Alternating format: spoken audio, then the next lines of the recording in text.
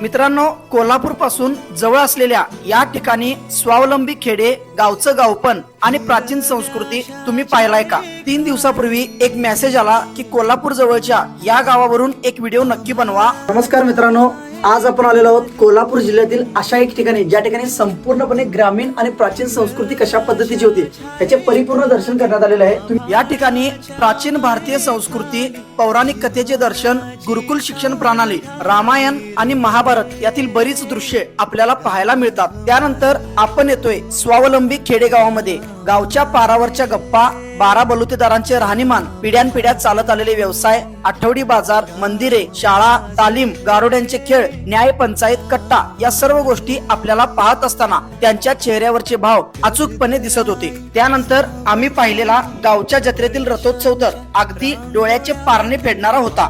जणू एक गाव जगाला आजी ओरडून सांगत होतं की माझे गाव पण आजी किती सुंदर आहे. भेटू पुढच्या दौऱ्यामध्ये. जय शिवराय. झुंजू झालं देवाच्या मनात, तेव्हा कुठून त्याने पाठवली ही पहाट.